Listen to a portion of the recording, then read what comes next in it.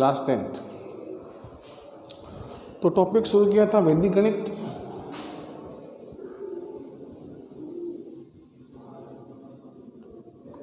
वैदिक गणित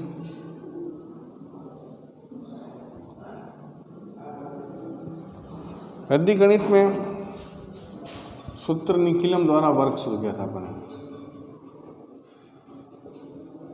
सूत्र निखिलम द्वारा वर्ग। इसका दूसरा नाम क्या है? यावदुनम तावदुनी।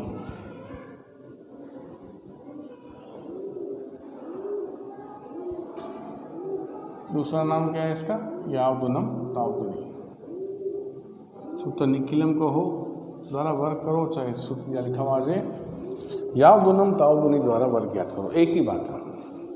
निखिलम हो या यावदुनम तावदुनी लिखा हुआ, बात एक ही है। इसमें कितनी विधियां बताई मैंने आपको? 2 विधि बताई थी। पहली विधि कौन सी थी इसमें? आधार विधि।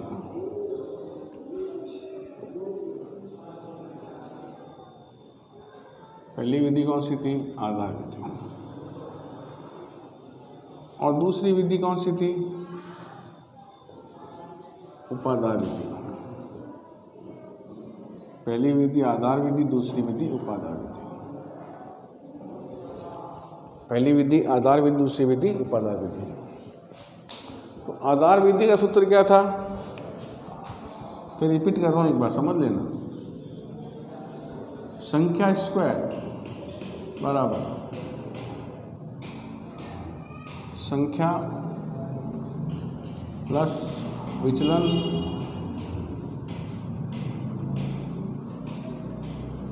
ऑब्लिक विचलन का स्क्वायर। आधार विधि सूत्र क्या था? संख्या स्क्वायर बराबर संख्या प्लस विचलन ऑब्लिक विचलन का स्क्वायर। उपादार विधि सूत्र क्या था?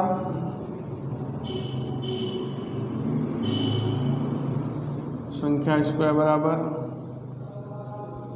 उपादारंक का आ गया, उपादारंक इंटू संख्या प्लस विचलन ऑब्लिक विचलन का स्क्वायर।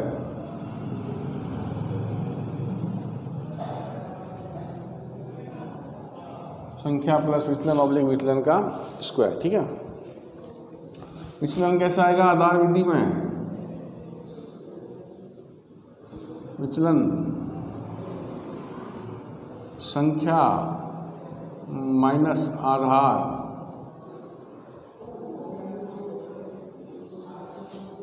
संख्या माइनस आधार या आधार माइनस संख्या, सोचो पहले क्या लिखा रखा है मैंने। विचलन बराबर क्या लिखा रखा है?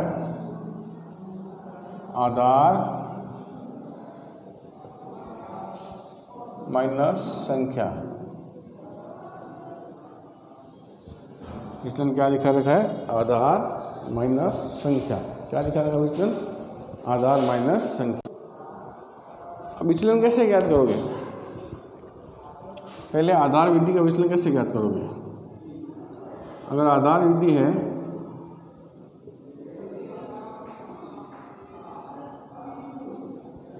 तो विचलन कैसा आएगा? संख्या विचलन बराबर, सॉरी आधार विधि है, विचलन ज्ञात करना है। विचलन कैसा आएगा? संख्या माइनस आधार, संख्या माइनस आधार। और अगर उपादार विधि है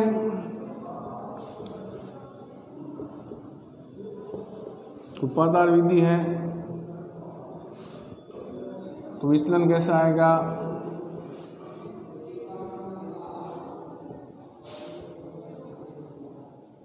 संख्या माइनस उपादार। संख्या माइनस आधार और संख्या माइनस उपादार। सूत्र निखिलम कहो चाहे इसको उपसूत्र यावदुनम तावदुनी कहो, एक ही बात है। वर्ग ज्ञात करने की 2 विधियां, आधार विधि उपादार विधि। आधार बीसी कैसे आएगी, संख्या स्क्वायर बराबर संख्या प्लस विचलन ऑब्लिक विचलन का स्क्वायर। उपाधार विधि में संख्या स्क्वायर बराबर उपाधार अंक, नया क्या आ गया इसमें उपाधार अंक, बाकी सारा सेम, उपाधार अंक नहीं आ गया, खाली उपाधार अंक इंटू संख्या प्लस विचलन ऑब्लिक विचलन का स्क्वायर। आधार विधि विचलन बराबर संख्या माइनस आधार, उपाधार विधि में संख्या माइनस उपाधार।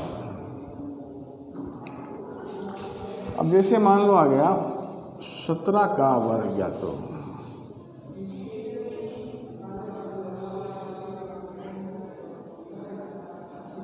सत्रह का वर्ग ज्ञात करो।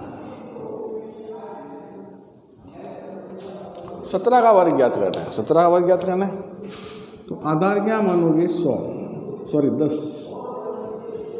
17 है ना, आधार क्या मानोगे 10, आधार क्या मान लिया 10 आधार मान लिया। विचलन ज्ञात करो,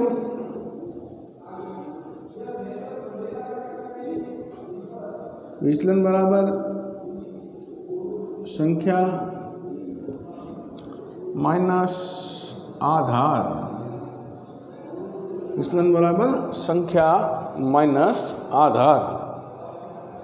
आधार है, आधार विधि है, आधार लिया क्योंकि 17 है यहाँ पे, यहाँ 10 है, यहाँ पर भी एक है, यहाँ पर भी एक है, आधार विधि काम में ले ली। अगर यहाँ होता 2 तो उपाधार विधि काम में आती, यहाँ होता 3 तो उपाधार विधि काम में आती। तो विचलन बराबर संख्या माइनस आधार,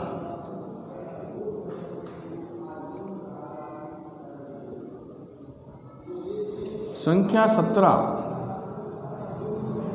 आधार 10, संख्या 17 आधार 10।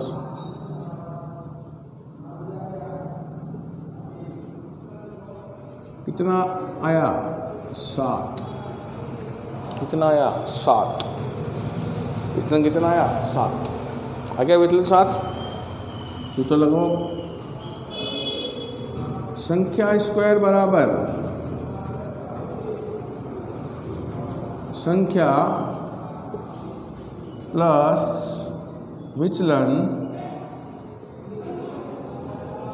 ऑब्लिक विचलन का स्क्वायर।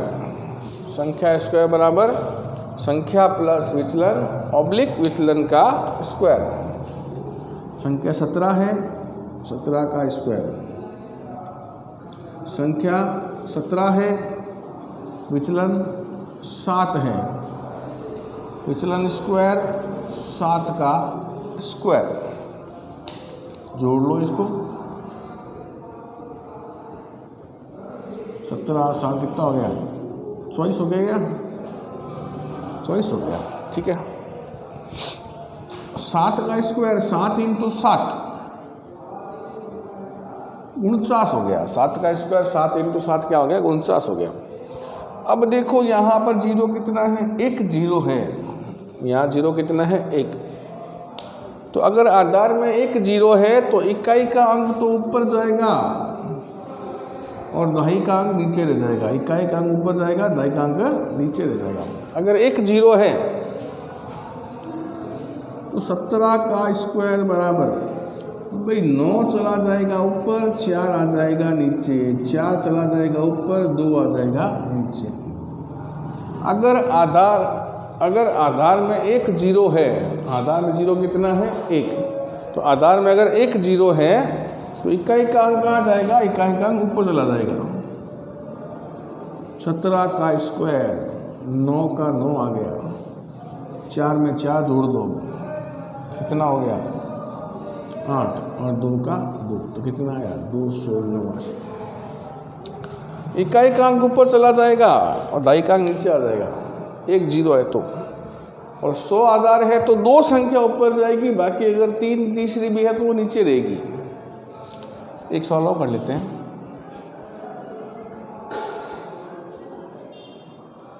27 का कर लेते हैं, 27 का वर्ग याद करो।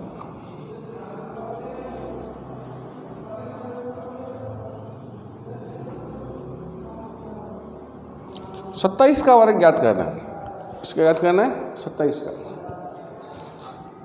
तो आधार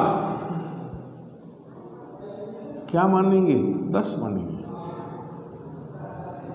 आधार क्या मानेंगे 10। उपाधार इसमें आएगा, क्यों आएगा?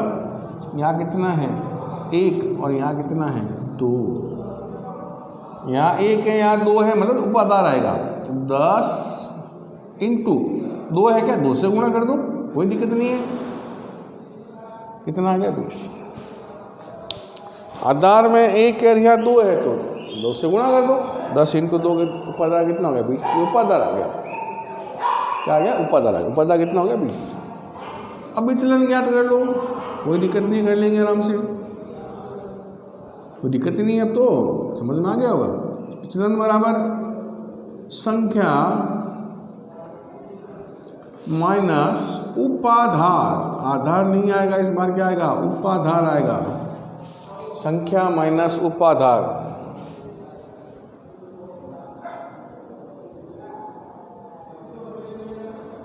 संख्या क्या है 27 है, उपाधार क्या है 20 है। संख्या 27 है, उपाधार 20 है। कितना विचलन आया? विचलन 7 आया। कितना विचलन आया? विचलन 7 आया। ठीक है, विचलन 7 आया।